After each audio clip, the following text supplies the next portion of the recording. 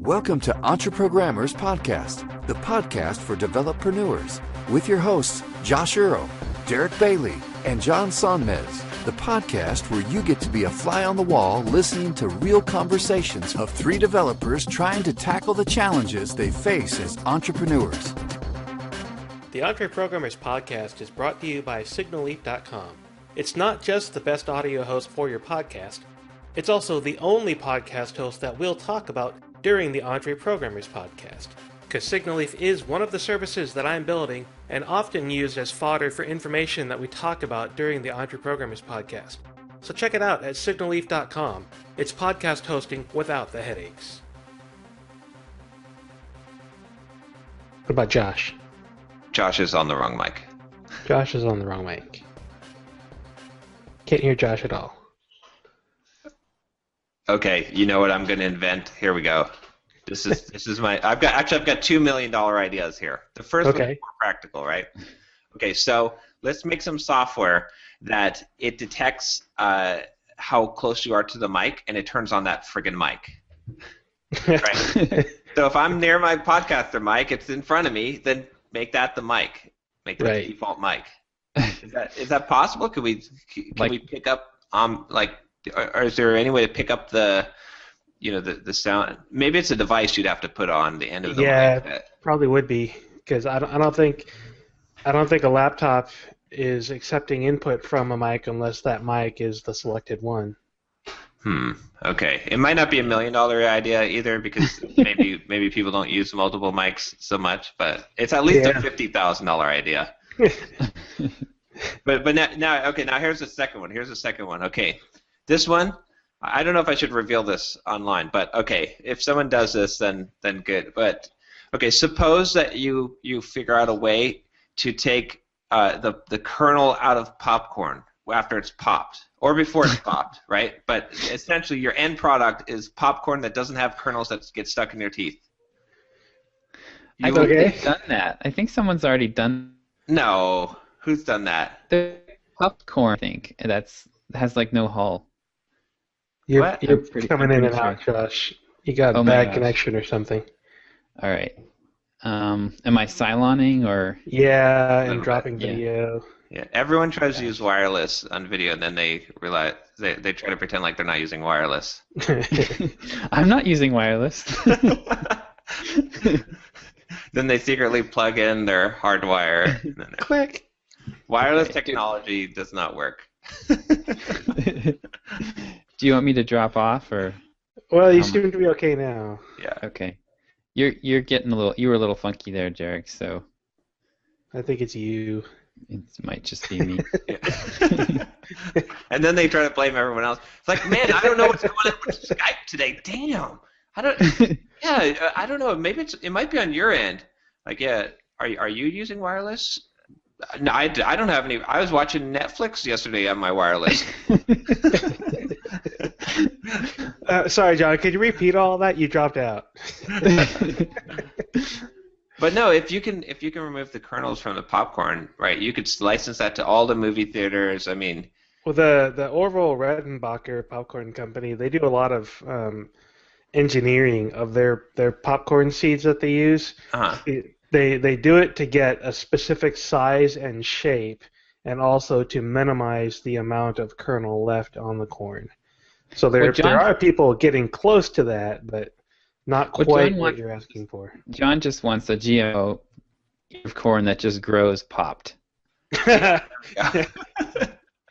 Pre-popped popcorn. It pops on its own on the cup.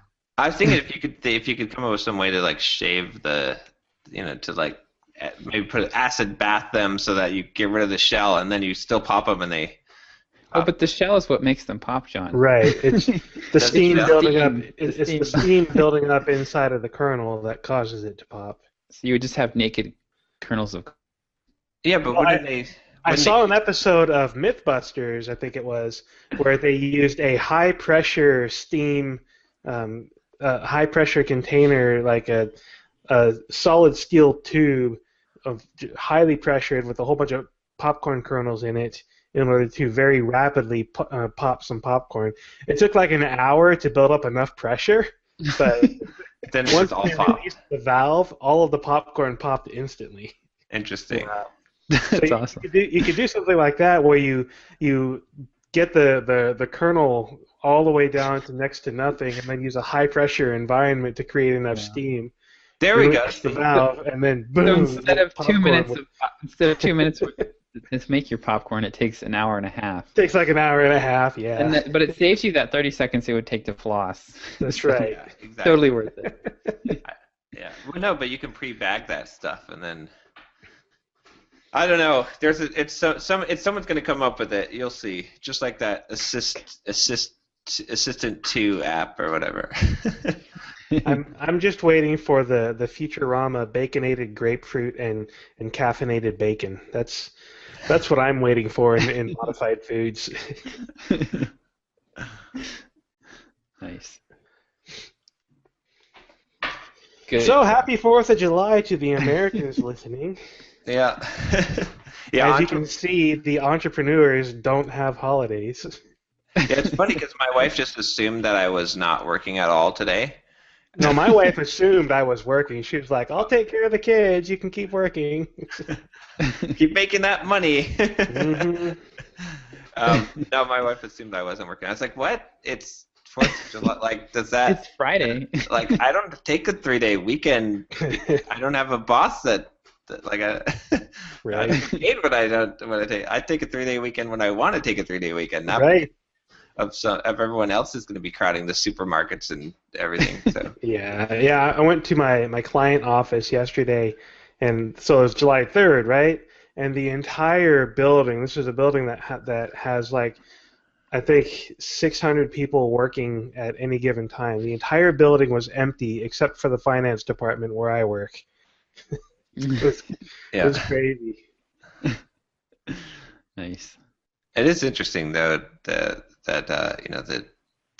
just the difference, like when you're working on your own stuff, like a holiday is not quite the same. I remember, whenever I was employed, it would be 3-day weekend, woohoo! Yeah. and I would typically not do much on those days off. But. Yeah, so for me with holidays, I tweeted this yesterday or the day before or something. A holiday is the time where you work on the things that you put off 6 months ago instead of the things that you're supposed to be doing. Yeah. Right. That's the entrepreneur's holiday. Yeah. For me, I've always had stuff going on the side. So even usually when I've taken holidays from my jobs, I've usually crammed in other stuff. Right. Yep. So one day. I've actually been cranking out some JavaScript for Signal Leaf this morning. I'm finally getting a bunch of the JavaScript front end stuff converted over to Browserify and using more backbone stuff to organize the code better, make it easier for me to manage and maintain. And while it's proving to be painful to convert everything over to Browserify modules, it's also proving to be well worth the time. Yeah. I'm already seeing benefit from it just from the 2 hours that I've put into it.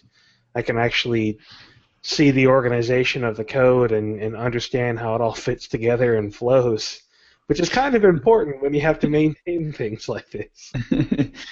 What's the elevator pitch on Browserify? Is that like a package manager for the front end, or? Sort of. No, that's Bower. Okay. Browserify is common JS modules in the browser.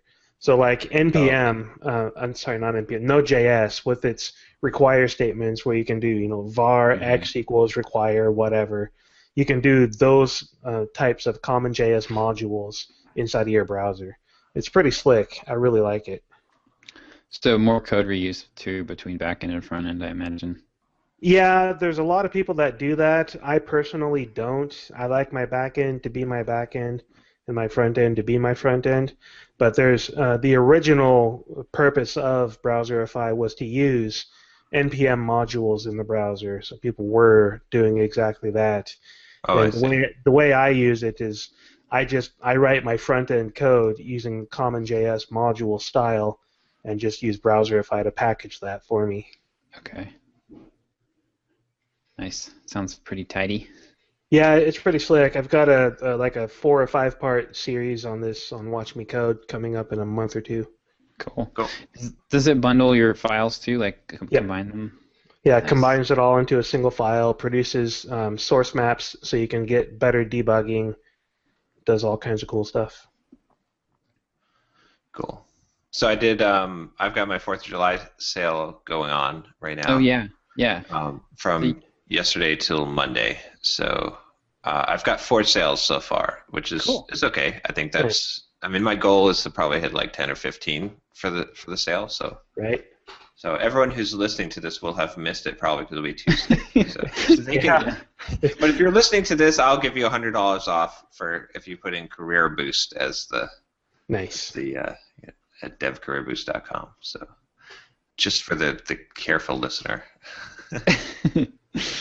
Nice. But yeah, I think that'll go well. I didn't do it too much. I have 3 emails set out. I sent one on Thursday. I've got one going out tomorrow, and then one going out Monday, like the final. And they're real short emails. I'm trying short emails now with just primarily like arrows that point to the click this button, right? To go to the thing. I think It's a reminder. Yeah. Elliot. Oh yeah, exactly. Yeah, Yep. yeah. Elliot Hulse. Yep. Have you signed up to his list now? Me? Oh yeah, I signed up a long time ago when you first mentioned him. So yeah, he's been spamming me for several months. Yeah, he pretty much sends one every day with that. But Yep. I don't know. That seemed like a good, because this way, I had a lot of clicks. My click rate has been really high. The purchase rate hasn't been as high, but I actually think that I might have timed things wrong. I think doing a 4th of July sale is a bad thing when you're selling a digital product for technical people, because like furniture stores they're good for 4th of July sales. And this is just me thinking, because you're off from work and you go and what does your wife want to do as soon as you're off from work? She wants you to go shopping. So Right. so that makes sense, right? But for like our products that we're selling, we want people to be at their desk at work, bored as hell, and they're like, "Oh, what can I do? I need to improve my career. Let's find out what I can do." Exactly. So I might have done I should have done it next week. Yeah, I honestly I avoid holiday sales for the most part, partially for that reason. Yeah. Also because it's a very what's the right word? Not geocentric, nationalistic. It's my worldview. Like if we do a 4th of July holiday sale, well, there's like 70% of the world that doesn't celebrate 4th of July. So why would they care? Why would people in Europe or Canada or wherever else care that it's the 4th of July in the U.S.?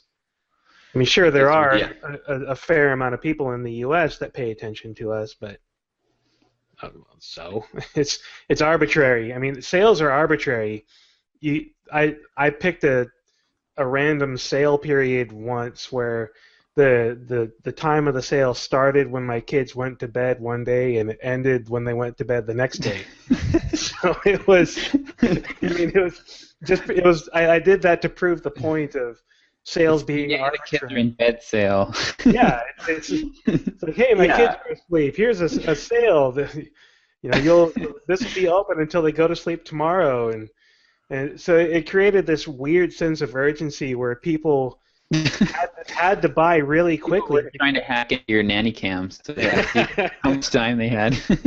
There was no way of knowing how long they were going to be up. Was it that's 5 fun. minutes It's actually or another hour? That's a fun idea. Yeah.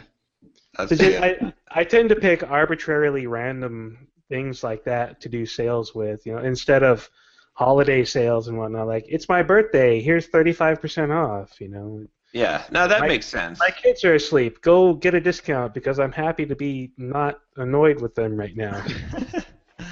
I think that my main thinking was that quarterly is the right cadence for the sales. So yeah, and that's what you'll see typically. I mean, there's always holiday sales, 4 quarters of the year. But But you're right. Perhaps I shouldn't try to make it. That's the other thing is I consider the same thing that you said. Like 4th of July is really an American. I mean, most people know it. But then I thought, well, then for everyone else, it's kind of an arbitrary sale. I didn't really emphasize the 4th of July too much. Yeah. So I don't know. Yeah. If you want to do a sale on a national holiday, go for it. Do the sale. Just don't make it all nationalistic, Yeah, exactly. Don't make it about the place where you live so much, because there's a huge part of my audience, at least, that is definitely not in the United States. Right. That's true. Yeah, that's funny. Actually, the first 2 people who bought from my sale, one was from Philippines and one was from Australia. I was like, well, that's because they're still at work. They're not on a 4-day weekend, right? Yeah. That's why. So that kind of went to prove it, but it's funny. Yeah, I'm thinking you'll see some nice sales on Monday when it's going to end. Yeah, I hope so. I think so, because my list has grown. It's like at 4,500 people now. So. Wow, nice. My list continues to skyrocket upward.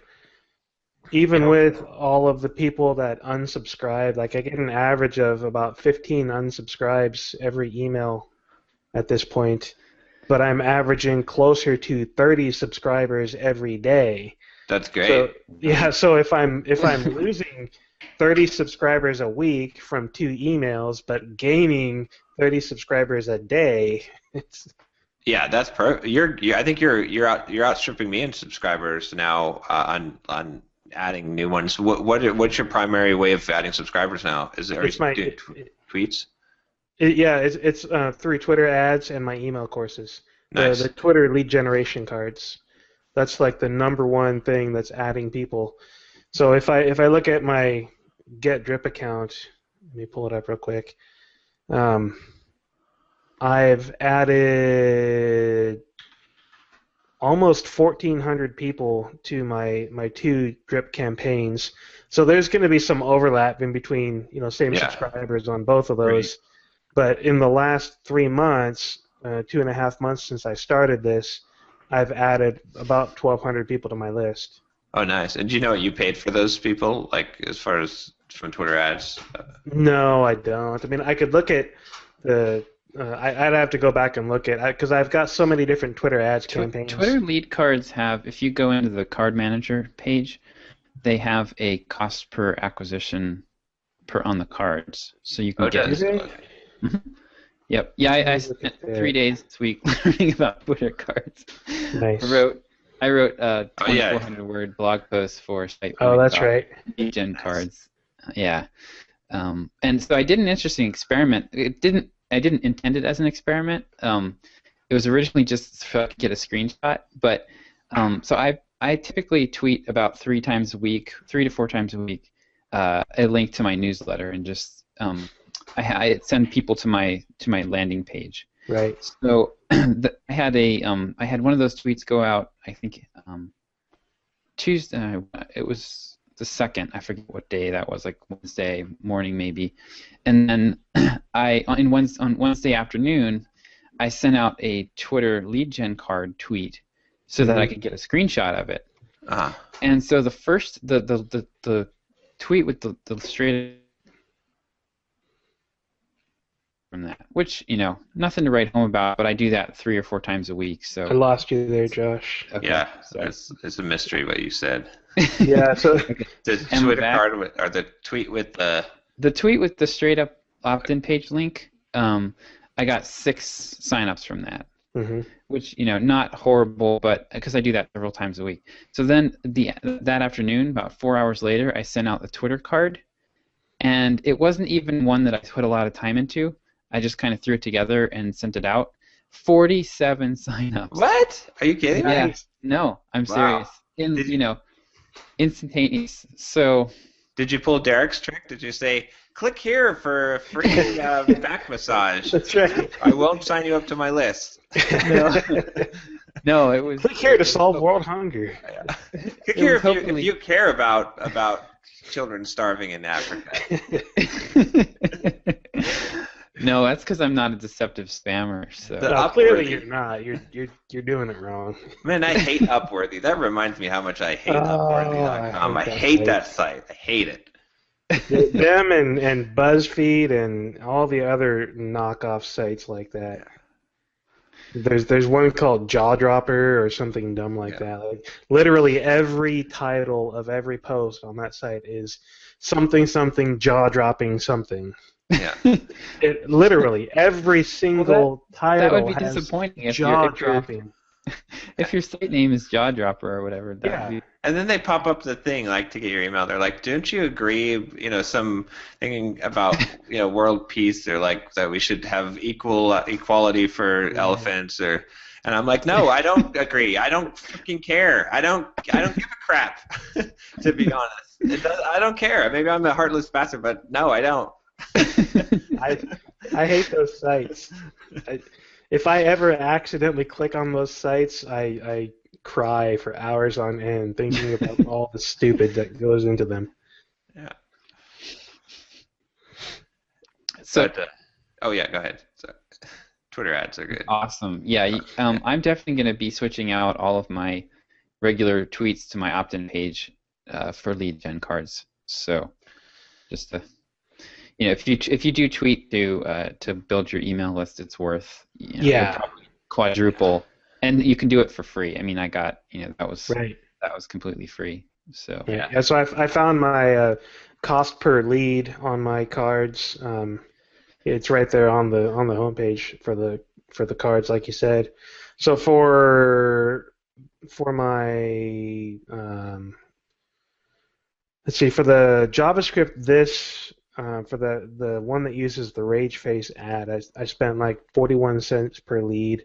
For my really cartoonish object inheritance, it's 63 cents per lead. Man, that's cheap. My older ones are more expensive, $1.12, 74 cents, 5 cents. Now we're suspicious of those leads though, right? Because a lot of them are. They wouldn't celebrate the 4th of July or know what it is. Yeah, a big part of them are from random countries where people have a tendency to not convert into subscribers or customers or whatever. But I've corrected that a couple of weeks ago, 2-3 weeks ago. I retargeted or restarted my ad campaign for the lead cards, targeting countries where people typically do buy technology-related things. So, the U.S., the U.K., Germany, Japan, Australia. That's not actually a country, John. I know. I was thinking Iraq, but I figured Baghdad is the last holdout. Geography 101. I'm hopefully getting better leads at this point in time, since I'm targeting countries that have a higher technology adoption rate, but I'm sure some of those are still low quality leads. But hey, I mean, at that price though, I mean, as long as it's semi-targeted, that's pretty dang good, I think. Right. So, what I really need to do, and again, I've said this 1,000 times, is figure out what it actually costs me to get a subscriber to watch me code through all of this. Because I haven't had that many people convert to watch me code subscribers, in spite of making it really easy and apparent and obvious where the discount code is in every single email now. Like the bottom of all my emails lists the discount code now. So I'm pitching it pretty hard, but I haven't had a whole lot of subscribers sign up using that discount code. What would be interesting, I would really like to know how much it is costing me per subscriber, because I've got Barometrics. I've been running this for like a month and a half now, and it's giving me some pretty good info on average income per the life of average revenue per user, basically. Oh, okay. And so there was, what was it? I can't remember where the lifetime value, that's what I'm looking for. So my current lifetime value for a customer is $61. For Watch Me Code? for everything. So I screwed up my my setup of Stripe, and I have both Signal-Leaf and WatchMeCode in the same account, which is a really bad idea. Stripe supports multiple accounts per user, so if you're going to use Stripe and you have multiple apps and multiple products that are unrelated, make sure you set up different accounts for each one. You just solved my accounting problem that I was wondering about. Okay, that makes sense. Awesome.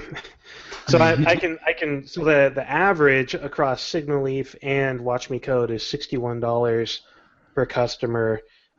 It breaks it down into individual plans, and so I can see, like, on the high end, my average lifetime value per customer on Signal-Leaf is actually like $300 for the starter plan, $655 for the pro plan. But for the WatchMeCode stuff, the high end of WatchMeCode for the early adopter people is about $160.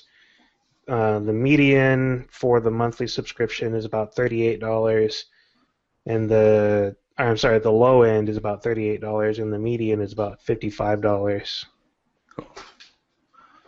Well, so it's nice having these numbers, but I don't know how much it actually costs me to get a new subscriber. Yeah, gosh, with those numbers for Signal-Leaf, you could really that's enough money that you could really do some AdWords advertising. Yeah, that's a nice chunk of money. Yeah, so I've been getting back on Signal-Leaf this morning. I'm trying to get things moving again so that I can actually get into the advertising on that. So I'm cleaning up a few remaining things that I've been wanting to do inside of the podcast editing and episode editing to make it a little bit more simple. And then I'm gonna start putting the homepage together to emphasize, me and my service and my concierge type approach to Signal-Leafs and really emphasize the service, the one-on-one emails and discussions to make sure that you're getting things done right. Yeah, that makes sense. And then once I have that, I'll start advertising. I bought Perry Marshall's AdWords book. Yeah. The latest edition of it. I haven't started reading it yet, but I'm gonna, once I get through some of this initial grunt work of the site related stuff, I'll start reading that book and start putting that together. Cool. Yeah, I've been listening. I listened to the last two episodes of that Method podcast. That guy. Oh yeah. Mm-hmm. The one was on the AdWords stuff on the and then the other one was on email, like that guy that was doing that jiu-jitsu stuff and the segmentation. Both really good. Like, yep. Just that entire podcast is worth going. I've listened to all of them now, and they're really. He got basically all the big names. I mean, the guests he's had on there are pretty amazing. And he must talk to them ahead of time, and he must tell them, look, don't give me the bull crap that you do on most podcasts, because like they actually reveal what they're doing. Like, I mean, sometimes, not to knock Smart Passive Income, it's a great podcast, but sometimes you're like, well, but how? Like, really how? Not like, not like, let's say it the nice way. Like, what's your dirty secrets? How? Like stuff that isn't so clean, right? Because everyone's always like talking about how they're running their business. Maybe that's the value that we have, is everyone's like, man, those guys are really scumbags. But no, but we're really saying like what we're actually doing. Like, we're not hiding anything or holding anything back. That's what I liked about that podcast, is every guest on there, I felt like they're like, this is exactly what I'm doing. Like, I'm not pretending like I am not doing this. I'm doing exactly this. Yeah, I think that's my absolute favorite marketing podcast that I found. It's the McMethod Email Marketing Podcast, if anybody cares to look it up. Okay. Actually just had a Skype call with John McIntyre last night, because I'm going to hire him. I'm going to hire him to coach me for a month at least. Nice. Oh, nice. Okay. Yeah. He's pricey. Like any coaching like that is going to be pretty pricey, but I think we talked about it, and I think that the stuff he was saying he could help me set up just having, I'd pay hundreds of dollars to have any one piece of what he was talking about doing. So, like he was talking about how we could get end-to-end tracking set up so I can see which emails are generating sales, and like just having that kind of visibility. I've yet to get that working with DPD. Yeah. I mean, even DPD rolled out the new Universal Analytics integration recently, which was supposed to fix everything. You're breaking up again, Josh. Sorry. Universal Analytics supposed to fix everything. Yeah, Universal Analytics, DPD rolled it out, was supposed to fix all the tracking stuff, and I'm still getting no useful info on my books, like where the sales are coming from. So, yep. But yeah, that'll be fun. I'm looking forward to that. I was surprisingly nervous about it, like making the call to hire somebody like that. It feels a little bit like hiring a personal trainer. Because I know I probably need my butt kicked in some areas, but it seems like it's going to be painful and scary at the same time. Yeah, so, I'm not against hiring personal trainers either. I mean, it makes sense. Like, even if you know what you're doing, like having someone that's like going to push you sometimes is good. Like, or like it's funny. A lot of my clients actually that I hire that. Like just straight development consulting, right? Mm-hmm. I basically tell them what they already know because they know what they're supposed to do, but then I'm like that second voice confirming it for them. I'm like, yep, do that. Okay, yep, you've got it right. Yep. And they're willing to pay for that, even though they could have. I mean, they could have figured these things out on their own, and maybe it would have taken them a little bit longer. But me just being a reinforcing voice is worth the money to give them the confidence to move forward. So there's a huge benefit in that. Yeah, I did that with a number of my clients back when I was doing all consulting. There's a big financial company over in Denmark that I consulted with. Literally all I did was code reviews and talk with them about what they were doing and the direction they were heading, and it was well worth their time and money just for the confidence factor and the suggestions that I did make. I never actually wrote any code for them. Yeah. I reviewed what they were doing and said, hey, this is good over here. I like this. Explain this more. Okay, let's think about this and the other. And I basically just gave them advice. I mean, really, truly consulting. Yeah. Needs more cowbell. Right, exactly. Well worth the time and money. Yeah. It gave them that confidence they needed. Yeah, I feel like I know. Like, I feel like I definitely feel like I'm going to learn some things, but a lot of it's just going to be what I really need help with is prioritizing. Yeah. Like where are the leverage points that I really need to focus on first? Yep. Because there's a lot. There's just it's an overwhelming amount of stuff to do. I could sit down and come up with 300 things easily that would have some impact on what I'm doing, and I don't know which ones are the most important. Right. So. Well, I guess we're going to probably hear you on that podcast soon then. I don't know. We'll see. That'd be cool. Yeah. Oh, I forgot my big news. My biggest news of the week. I finished my book. It's done. 73 chapters, about 150,000 words. Wow. What a marathon. Yeah, it was kind of crazy, but I wrote the final chapter I think on Tuesday of this week or Wednesday, and they're still editing. There's still more stuff that has to be done but it's essentially the manuscript is complete. So nice, very well done. Yeah, hopefully it'll do well. I think there's a good chance. The reviews came back, also the second reviews, like the second round of reviews. And there were 8 reviewers, and they do like a Amazon rating. I mean, they answer questions and stuff also, but the 6 reviewers gave it a 4-star, and then 2 gave it a 5-star. So nice. So I think it should be in pretty good shape. That tells me that, and that included like some of the financial. That included like the sections on learning, marketing yourself, the career development, the financial section as well, and productivity. So. Especially that include the financial section because I was a little bit worried about that, but that's a good sign that the book should do well. Yeah, definitely. That's going to be pretty awesome. Yeah. Yeah. Do you know? Are they going to is there going to be a book tour? I mean, are they going to want you to do any traveling or anything like that? I haven't talked to the marketing person yet. Okay. They like with the way Manning works is they like to do a Manning early access program, right? Yeah. Okay. And I actually told them not to do that for my book because I don't want to. I don't know if we discussed this before, but I didn't want to. Did. Okay, yeah. But I'm going to try and do a bigger launch, make it all around the launch, and try to get a bunch of Amazon reviews at one time. So I got to talk with them on the marketing strategy, but yeah. I want to see you on Oprah. They get to be the book of the month. Well, you know what's funny is I could totally repurpose the book to not be for software developers. Mm-hmm. Just like the How to Market Yourself course could be repurposed. So maybe that's my bigger plan is someday. Like.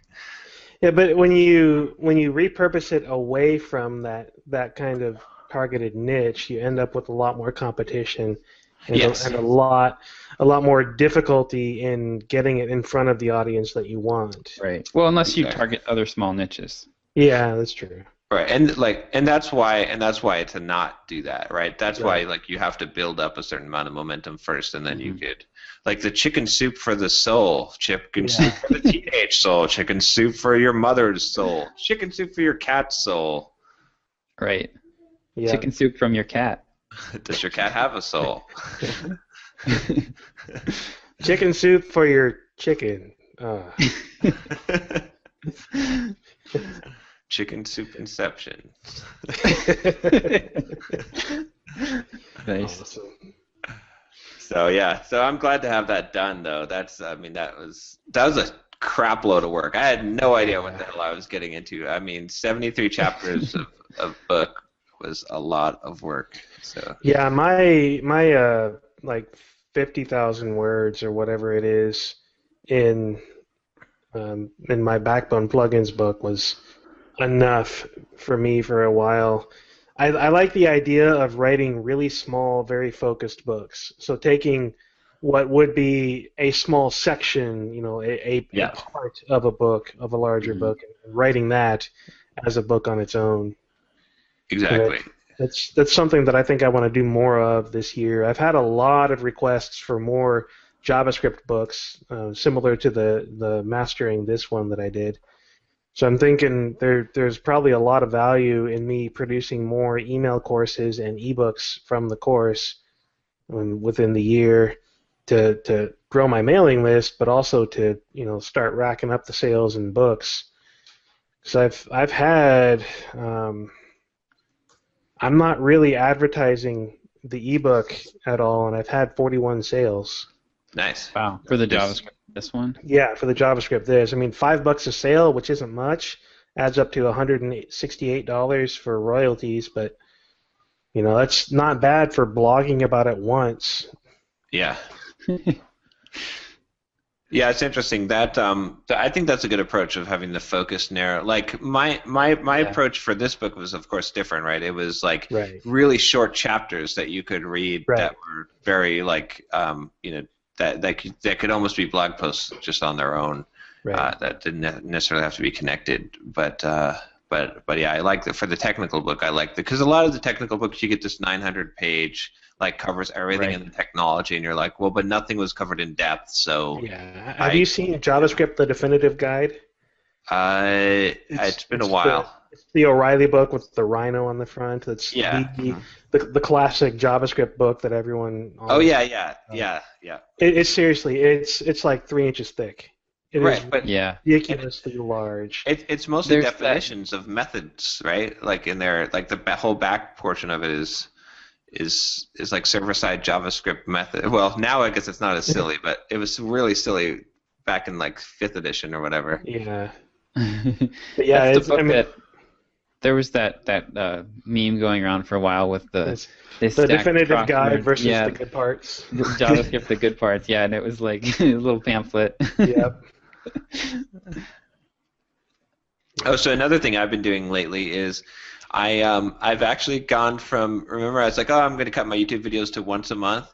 Yeah. So now I'm doing more than once a week. Now you're doing the prison break style videos where you're like yeah. You're on the iPad. You're like I just got away from the guards, Exactly. I expect to see you running around. Hold the iPad down. Yeah. They got me. Running around. Talking into it. But yeah, I'm going through my email, right? Every time I come across a long email that I don't want to reply to, I'm like, let me just make a video. It's 10 minutes video is a lot more bearable, and I can communicate a lot more information. And then it's an artifact that's created that other people that have a similar question. So that's what I started doing. I've got a bunch of them actually. I haven't even released them, but I just did one today about should you make your blog in your native language or not? Right. So, but yeah, I don't know. I think that might be a good approach because I'm going to end up generating a whole lot of YouTube videos if I release a few a week doing that. There's not a pressure to it. I could still release some of the high quality ones like once a month. Record those in batch so that once a week. But plus then it also makes it easier to answer my emails and then creates a personalized answer to an email which everyone likes, right? As a video, and then I have something I can direct people to in the future too. So we'll see. Yep, that's a cool idea. I really like the idea of answering email that way. I've been trying to do a little bit more of answering email and then putting it up on my blog type of stuff. Yeah. Mm-hmm. So I'm at least getting some double use out of it that way. But yeah, like the video idea is really good too. I've been thinking about taking my emails that I've sent to my mailing list and start posting them to an archive page on my blog. Yeah, I think you should totally do that because those are really good, and you'll get some search engine traffic off of that. Right, and hopefully drive some more signups for it. Yep. Yeah, no, I think that's a good idea. I've been really trying to. I mean, I think it's like what we're doing with this podcast, right? Right. We are not wasting our time here. Just like we're double using it because now it's. I mean, it's the conversation we're going to have anyway, but now it's actually benefiting other people. It's putting an artifact out there. So, so the more that you can do to repurpose things that, especially so that it reaches a bigger audience instead of one person, the better.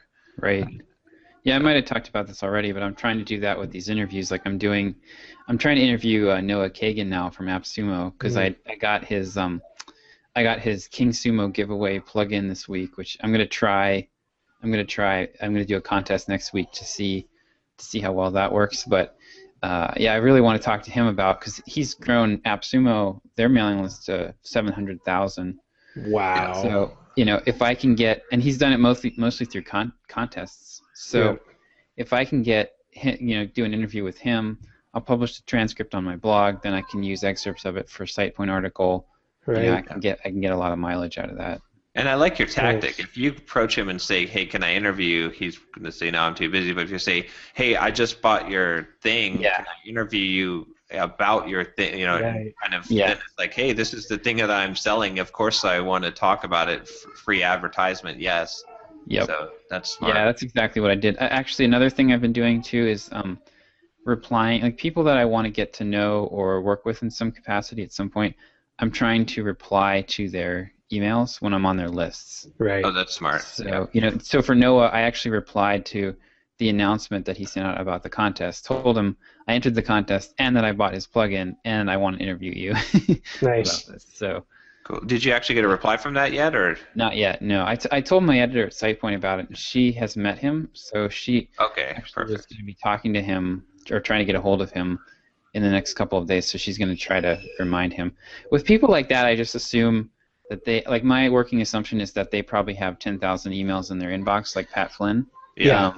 And so I'm just going to kind of pester them persistently but nicely. Exactly. Until they get. That's actually what John McIntyre's done to get all those good guests. Yeah. His podcast. Persistence pays off. Yeah. He's just followed up with people once a month until they agree to come on his podcast. Right. So. Yeah. Like there was a guy that had been emailing me, tweeting at me, asking, basically just trying to get a hold of me for a couple of weeks now, and he finally found me in a mood where I was willing to reply to somebody that I didn't know, and so I was like, all right, I'll get back to this guy because he's been persistent. I still said no, but at least I got back to him because he was persistent. It wasn't just the one time. I mean, honestly, I get 4 or 5 emails a week, people asking me to do work for them, and I don't reply to most of them anymore. It's pretty rare that I reply to them anymore, unless it's a company name that I recognize for some reason. So. Yeah, if you're persistent, people either will eventually like you and or do what you want, or hate you and do what you want to get you to go away. It's very rare that they ignore you. So it's either way is fine. And plus, when people hate you, they can grow to like you. But when people are ambivalent about you and don't care, they're indifferent, then you're in the friend zone. Yeah, it's just love that hasn't happened yet. So. Yeah, I'm excited about this contest. Actually, so one other thing I'm going to try to do is I'm going to promote it using website cards, Twitter website cards. It's after seeing, oh my gosh, pandemonium upstairs. I apologize. Yes. They're so excited about 4th of July. No, there's some sort of wrestling / fighting match going on right now. But yeah, I'm going to try to promote. I think I'm going to use website cards after seeing what a dramatic difference the lead gen cards made yesterday. I don't think website cards work nearly as well. I don't think they work as well necessarily either, but they will stand out. Like, I'm not going to pay for those necessarily. Okay. I'm just going to make some website cards and tweet it for free. Yeah. And they definitely stand out, like in the news feed, especially on mobile. So. Sure. But yeah, again, on mobile, there won't be a one-click opt-in for that. So it's going to be, they're going to have to go to the website and fill out the form. Yeah. So it's same problem with mobile, but yeah, I think it'll help a little bit. Probably worth doing. Yeah, it works. They work better than just normal tweets. Yeah. That's for sure. Yeah, I found the same thing. I tried doing a couple website cards for my opt-in page, like my standard newsletter form. And it was, it got a little bit better engagement, but I think it wasn't really a whole lot better than my standard text tweets. Right. So it seems like the problem is that, from what I can see, the opt-in form, the lead gen cards don't actually display on the desktop version. Have you ever seen one in your tweet stream? I have not been using It depends Twitter. On the Twitter client that you're using. Okay.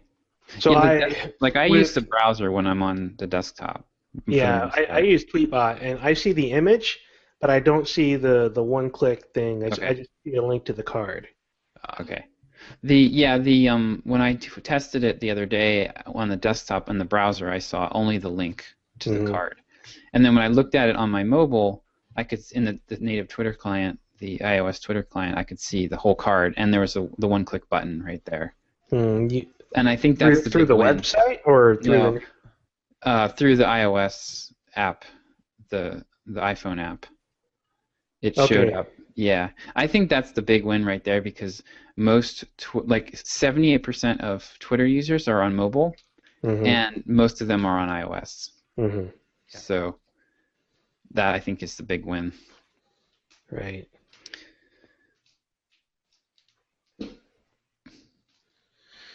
I had something I was going to say. Now I don't remember what it was. Sorry about that. I can fill time. I wrapped up so I took 3 days of PTO this week, like I mentioned to you guys. Yeah, how'd that go? It was great. This typically what's happened for me is I have these grandiose ideas. Like I start to feel stressed out. Like I have all this stuff I want to do for my side projects, and I'm like, I'm going to take some PTO, and then I take a week, and then I go into this horrible tailspin where I get nothing. I get very little done the first day, feel bad about it, and then get less and less done on the successive days, and then feel like a complete waste of air, by the end of that week, and I'm tired and stressed out, and it's like it's worse than if I hadn't taken PTO. So this was the first time I've really taken a block of time where, since I started doing the Pomodoro thing, and I was able to it was just another day at the office. I was just able to sit there and crank out Pomodoros. I just picked my big project that I was going to work on. Day one, I got a bunch of my emails set up in Entreport as autoresponders. Yeah. So I got like 24 emails set up, which was horribly grueling. I did 10 Pomodoros on that. And then I did like 8 to 10 Pomodoros the next day on the article, and then another 8 to 10 yesterday. Got that all wrapped up. So Yeah, it seems like I think a big part of that might just be having an actual plan. Well, I've had plans before, and I think the Pomodoro thing, like having it structure of it, really helped. Really helps me. I have had like an idea of like these are the things I want to get done. You know, a pretty good idea of what tasks I want to tackle, but having the structure this time really helped. For me, I've done similar things in the past where I sat down and say, okay, I'm going to focus for 2 days, and then I'm completely unfocused and lost and don't get anything done because I went into the 2 days without a plan, without having, these are the things that I actually need to do in these 2 days, and these are the things that I'm going to get done. So if you can have an actual plan, an outline, not a high-level idea, but a real true task list of what you need to get done in those 2 days, and then combine that with something like Pomodoro, it's a pretty powerful way to get things done. Have I shown you guys my Kanban flow board? Yeah, you did once. It has Pomodoro built into it. Yeah, have I shown you what mine looks like? Let me bring this up real quick. It will be like, can you guys see that? It's coming. Yes. There it is. There we go. So I guess I have to lock it on here to. There we go. So yeah, so like I basically like for today I'll have what I'm gonna do. Looks like I'm probably gonna do that tomorrow. But at the beginning of the week, I will fill in, for this stuff, what I'm gonna do for every day of the week with these cards and you can see the labels at the bottom that says how many Pomodoros they're gonna take. Yep. And so I know exactly what I'm gonna work on, and then every day in the morning I take like what's in the column. I didn't do it today, obviously, but and I move it into today, and then I rearrange the other cards in order to like based on how many, and then I know that I'm getting like, I typically count on 10 Pomodoros per day, but I schedule 9 Pomodoros worth of work, and then like I can basically plan out the entire week, know exactly what I'm going to get done, push a couple things over to the next week if I need to. I recently added this later column, but yeah, it's a technique that works for me to make sure that I've always know what I'm going to do during the week. I always know what I'm going to do that day. Right. Nice. That's pretty slick. Yeah, so the Kanban board has the Pomodoro. Is that a native supported concept in Kanban board, or have you grafted that in? I've grafted that in. I've just added my own columns for the days of the week and the day. So. Okay. But yeah, that's my basic process, and that works really well because then I know what I'm supposed to be working on. Yeah, I need to do. I'd like to be better about that because, like, I need to do a better job of that, especially with my time in the morning. So. Well, and that's the part thing that's the thing. I think I've said this multiple times before, but it's worth repeating. Is that I discovered with the Pomodoro technique is that. Like when I didn't do the Pomodoro technique, a task would inevitably take up longer amount of time, and then I would feel guilty because I planned to get 5 things done, but I only got 1. Right. But when I have the Pomodoro technique, I don't plan to. I might have 5 things on that board, but I'm telling myself my plan is to do 10 Pomodoros. Right. Now, if I've honestly done those Pomodoros, I've worked as hard as I can. I've done what was expected of me. There's nothing. The thing about that is there's nothing that can disrupt my day aside from like some emergency that makes it so I'm unable to work. A task can expand or a rabbit hole can't be gone down that is going to make me not have a successful day if I do 10 Pomodoros. So that's the huge benefit that I find in it. It's just that you're, and then plus you know that once you're done, you're done. Like, part of the problem with a lot of agile development, processes is that you're never friggin' done, right? There's always new card. Like, you never reach the end. And so it's nice to have, like, okay, hey, if you finish your 10 Pomodoros earlier during the day, take the rest of the day off and relax, do whatever you want to do. You can do it guilt-free because you already accomplished the goal. Right. Yeah, and that's what I did with my writing. Like, I was, I thought that this article would take me, like, a couple of hours to do. Yeah. It ended up taking close to 8, and I still need to edit it. It was like screenshots and stuff, and it's like I had to research it. I had to, what I'm finding. So I've been finding a lot of good articles lately about blogging and like what does it take nowadays to make a standout blog. And what I'm seeing a common theme, I think I'm going to write an article about this, I think, that basically most of the people who are able to take their blogs from 0 to 60 pretty quickly these days put 6 to 8 hours per post worth of time into a post. That's what James Clear does. Like he does 2 a week, but he spends 6 to 8 hours on each post, and then he spends twice that much time promoting each post. Mm-hmm. Yeah. And so I've seen the same 6 to 8 hours figure. I saw there was an article this week about how do the top 5% of bloggers work, and it was they spend 6+ hours per article. So yeah, I've been beating myself up thinking I should be able to come up with these great posts in a couple of hours, and what I actually need to do, I think, is just tell myself, okay, I can write. It's going to take me 6 hours. Like, yeah, I'm going to block off 6 hours this week. And if I want to blog regularly, I need to block off that much time. And however often I can publish, doing that, is how often I publish. So if it's every other week, if I can only do 3 hours a week, then I'll probably post every other week. Right. If I can do a little more, then it might be every week. Right. So that's interesting that you say that, because that reflects my experience when I was working for Kendall UI and Telerik. I had to blog twice a week for quite a while, and I flat out told my manager, look, if I'm going to be blogging twice a week, I'm not going to get much of anything else done. I'm going to spend 2 days blogging for every post, because the first day is not going to be writing, it's going to be research, it's going to be writing code, it's going to be building examples that I can actually use. The second day then is going to be actually writing the post. It's going to be the mechanics of just getting my thoughts onto the screen, finding the right images, formatting all of the code in place, getting the JS fiddles built up. Yeah. It legitimately took two working days. I mean, there's always other things that happen during the day, so it's not like I spent 8 hours each day, but it was across 2 days, somewhere between 6 and 8 hours per post in order to get that done. And he was okay with that. He's like, yeah, dude, I totally understand. That's what it takes for us to do our job. And awesome. All right, let's do it. There's exceptions. I mean, like people like Seth Godin, right? I mean, he's got enough of a following that he can write something really short and insightful and have it do really well. But yeah, so I have a little theory. I think the hook for my article is going to be something along the lines of Ramit Sethi, I think it was, says that he wants people to have 100 to 1 value. Like when he sells a product for $1,000, he wants it to be worth $100,000. Yeah.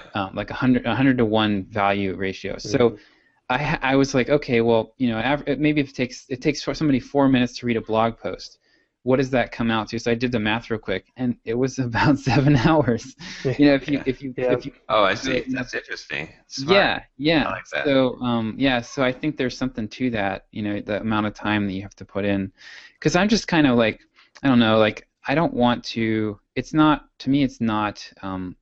interesting or particularly doesn't make me feel like I'm doing worthwhile work if I'm just throwing stuff out there. I could train myself to do that, I'm sure, but I don't think that it would be a good use of my effort either, because you could do 10 of those. You probably do 10 or 20 of those short throwaway posts to get the same amount of traffic and impact that you would out of one well thought out, really longer, like kind of longer one. I think it depends. I mean, I think there's a couple of factors to consider. I think there's multiple paths to take. First of all, right? Because and when I say multiple paths, I don't mean just two. I think there's variations of them, right? Because what you're saying, like, but what you're saying, I don't think it'll work for most people, because I don't think most people have the ability to, like, starting out of the gate, right, and spend 8 hours on a post, right? Because they just don't have the discipline. It takes time to build discipline. So, like, for someone starting out, I would never tell them to use your approach, because unless they've got a proven track record of discipline, I would tell them, write a post every week. When Sunday comes, or whatever that day is, I don't care if you have nothing to say, write something. Don't write a 500-word post. Make it at least 1,000 words. Don't make it a sloppy, like, proofread it. Do quality, but write. That's what I tell someone starting out. But then I think there is a path of divergence, which is to continue on the cadence and to say that I'm going to build up a big volume of things that are not crap you throw out there, but good things. Or you can go the road you're going, which is to say now, look, I mean, kind of Jeff Atwood has kind of gone down this road with coding horror, although I wouldn't say that he's got very high quality posts all the time, but essentially the idea of, okay, I'm going to write these super high quality posts. The cadence is not important so much anymore. I'm going to promote the heck out of them. I'm going to get as much mileage for them. But if you go down that road, you're taking a big risk, because you gotta I guess the road of writing a blog post every week. As long as you write a quality blog post, you're going to get there in 5 years. You will. In 5 years, you'll have so many blog posts. You will get there. You will have a popular blog if you can be consistent and go down that road. The road you're saying, you might not get there at all, but you could get there in a year or 2 years. Right. And the reason why you might not get there is because you might not actually follow through. Right. And you might drop off. It's a huge commitment. Yeah. So yeah, I agree that there's definitely I've definitely seen there's huge benefits to forming a habit before focusing on the outcome. And I totally agree with you on that. The same thing happens with podcasting all the time. It's one of the biggest reasons that people quit podcasting is because they don't realize how much work it takes to actually produce an episode. And quite honestly, I take the opposite approach of John in terms of people starting out. John tells people not to write crap and to write 1,000 words or more. I tell people, just write. I don't care if it's 150 words. I don't care if it's garbage. Just write. Yeah, so that's even a further extreme of what I'm saying. Right. You need to get down. You need to get into the habit of writing. Yeah. And once you get into that habit, who cares how much whether it's garbage or not? Every author in the world will tell you that if you want to write a book, you got to start writing. Yep. And you got to write 10 versions that are terrible before you write one version that is okay. Right, and just to be clear too, I'm not in any way advocating that you only write one blog post a month or every 2 weeks. What I'm saying actually is write every day, and however, if it takes you, my plan is to write 30 minutes a day minimum, and then probably 2, 3, 4 hours on Saturday. Right. Yep. And then if it takes me a week and a half to get a post out doing that. Yep. That I'm not going to cry about that. About 4 years ago, I made a personal commitment to write for an hour every day, and I blogged whatever I wrote that day. So there was a period of like 3 months on my Los Techies blog where I had at least one blog post every single day for three or 4 months.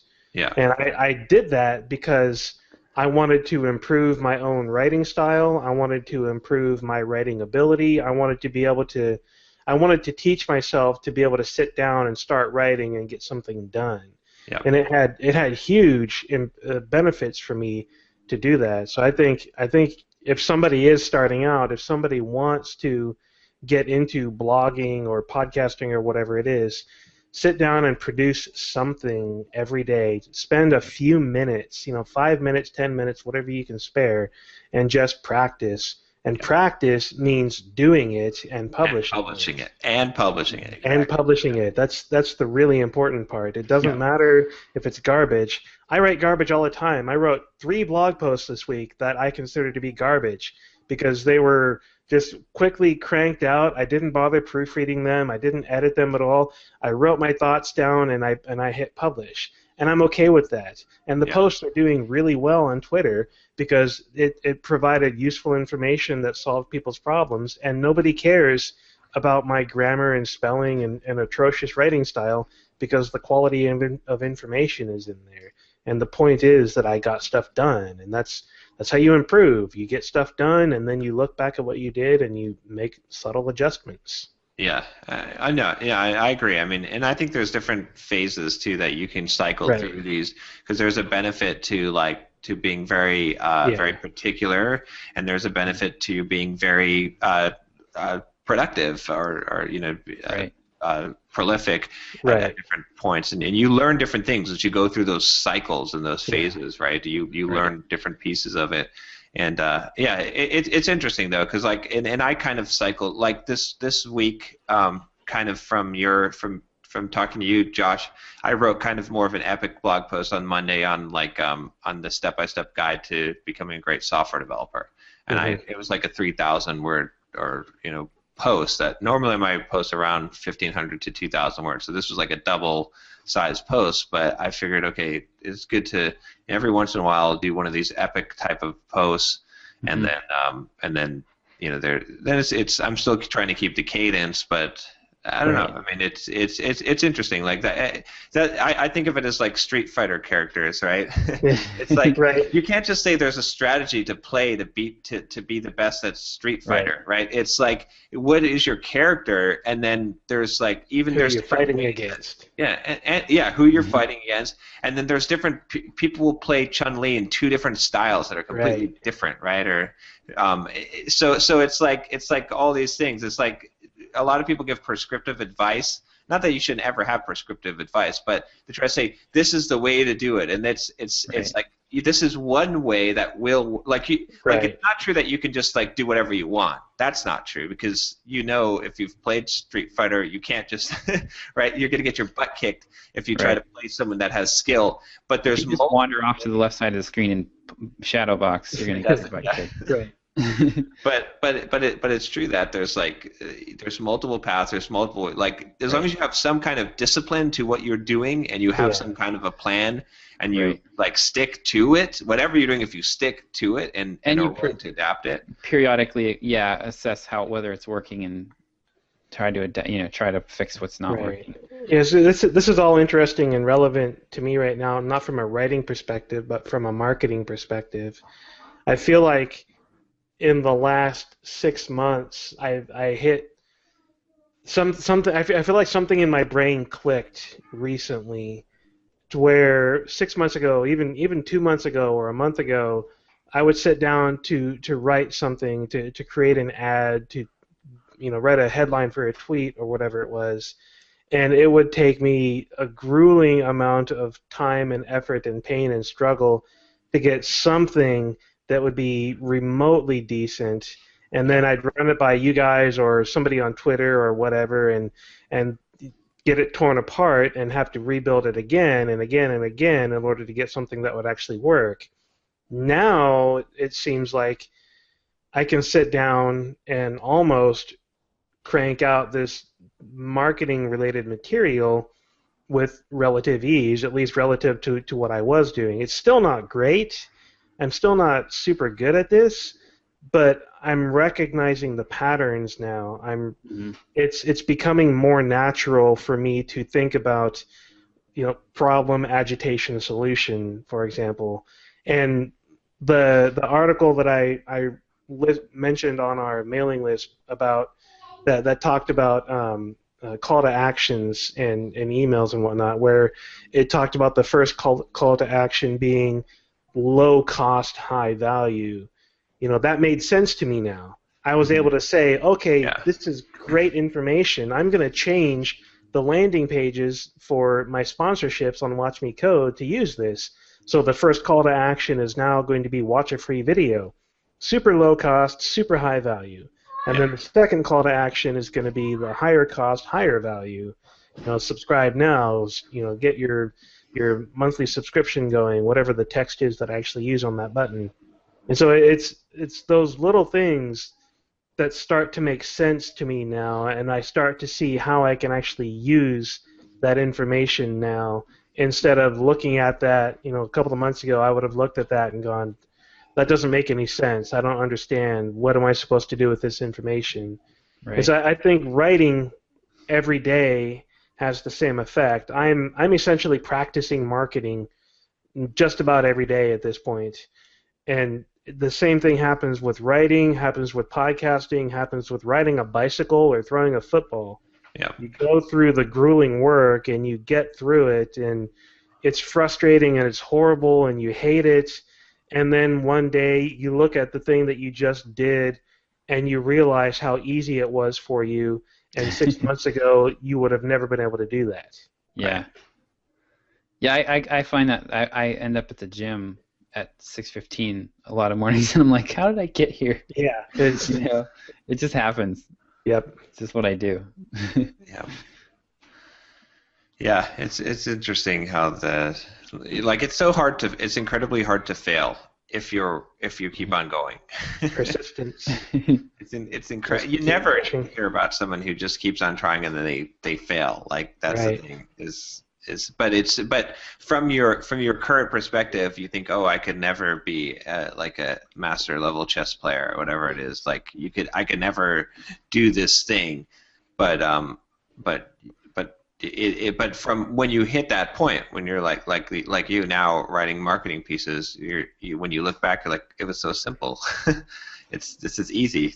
I don't understand why I was so frustrated or didn't think I'd be able to do this. Yeah, I still hate it. I am still very much the reluctant marketer, but it's getting easier at least. And I think for me, a big benefit of marketing becoming easier is that I can pick and choose how I want my personality and my voice to show up in that marketing material now. Yeah. But everybody always talks about, when you're writing, when you're marketing, when you're doing these things, make sure it's you talking, make sure it's your voice, and make sure it's the way that you talk to people. But oh, by the way, make sure it does this, it does this, it does this, it does right. this. Yeah. And you see those things in direct conflict, like completely, totally clashing, saying, okay, here's me, okay, here's the way you do marketing. No, this isn't working. Right. And until you've gone through this is how you do marketing enough times, you get that under your belt and learn how it's done. And then you can see, oh, okay, now I can take these tools and I can take my voice and my personality and I can combine them into something more meaningful because it is both me and these marketing tactics that help produce results. Yeah. But it takes a long time to get there and a lot of effort. And it's interesting to me to see how people, how you observe and react to and think about the people that you look up to. Like I look at the code that I'm writing and I think, man, this is garbage. I wish I could write code like whoever else. But then other people see the code that I'm writing and think the same thing about me. They think my code is so great and they want to write code like me. And it's all a matter of perspective and where you are compared to where other people are. Which is also one of the reasons that I think everybody should be blogging and everybody should be teaching everyone else because everybody knows something that somebody else doesn't know. Right. Or has a different perspective. Different perspectives, different experience. I mean, you are the only person that has your experience, so you should be sharing that with people. Yeah, it's interesting. You kind of highlight also, I think, the difference between the marketing, the way that we do marketing versus the kind of marketing that I hate more than anything, which is multi-level marketers where, like, I can't stand the Facebook requests and because it's so much not the work or effort of it's just abusing a relationship in order to sell a thing only for the profit of like how Josh, you said that the 1 to 100 value. It's the complete opposite because when you're selling scammy crap that's not really true, like what's the new one now, that essential oils or whatever. Right. It's total bogus crap. Yeah. It's you're actually cheating people. And my chiropractor is a big fan of essential oils. Just kidding. Where's that troll face to set up a dancer? But the thing is, it's the total opposite, right? Because you're not only cheating someone, right? Whether you're cheated yourself and are unaware, I won't even get into that debate. But the value is not 1 to 100. You know that it's not that.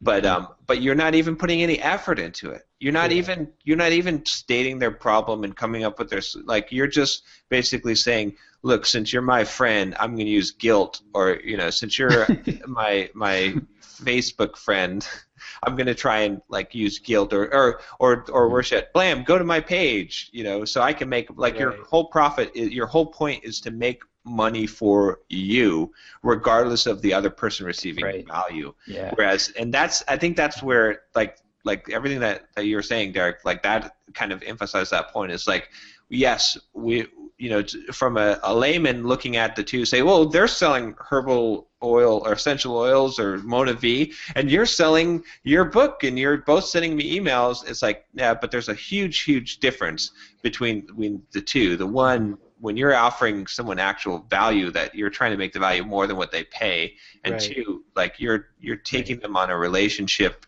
with you to buy your product, but because you're giving them actual value, you're guiding them. You're not exploiting a relationship. I think that's the big difference. It's really hard not to be a scammy, pushy salesman sometimes. I mean, you get down to the point where, at least I do, I don't know if you guys have this problem, but I constantly fight this battle of, okay, I really need to provide value. I can't just go out there and say, F you, buy my stuff. Yeah. I actually have to put time and effort into this so that people understand the value they're getting at. I can't just go out there and be a stupid, scammy, click here, what happens next will shock you, kind of stupid. I hate that stuff, marketing, because it'll destroy any credibility that you have.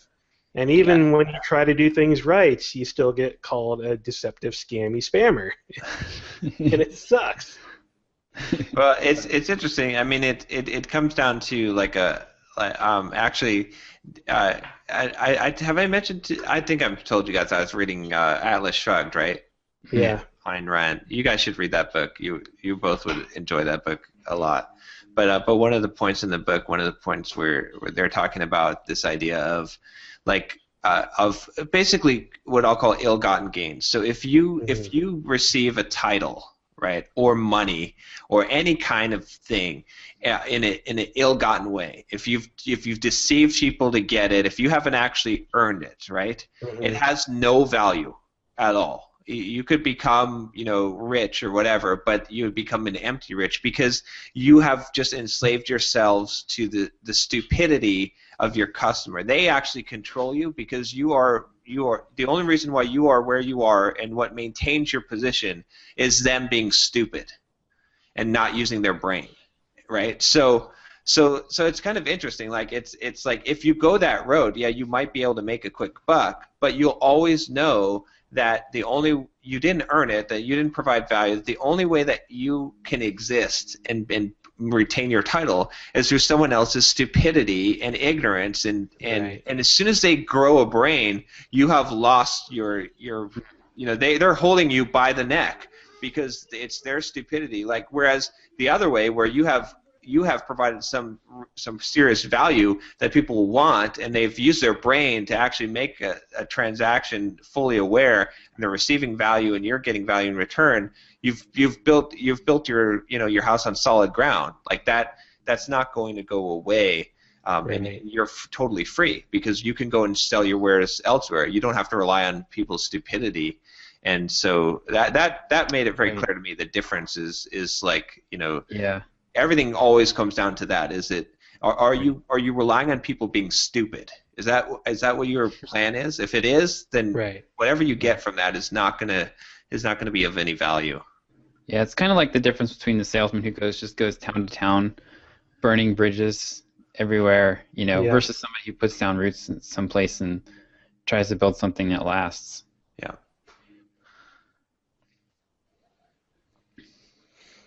All right. Well, I should probably get going here. I got to help get the kids some lunch. So, it's time for the kids lunchtime sale. Yeah, exactly. 1 hour only. My kids are having lunch. All right, you got an hour. Longer if they throw the mac and cheese on the floor and you have to. That's right. Oh wait, we're going out to eat. You have an hour and a half. Every vegetable they eat, we will discount it by 1%. So buy it now, or. Yeah, for every sale I make, I will give my children one piece of food. So you better buy from me because they're going to starve if you don't. Yeah. Oh my gosh. Just feed them some Mona V. They'll be okay. That'll give them eternal life. Only if my chiropractor feeds it to them. All right, guys. All right. All right, see you next week. Catch you later. Wanna start a business, but you just know how to code. Listen to John, Josh, and Derek as we figure it out. We are the Entreprogrammers, and we'll teach you straight up to be developers.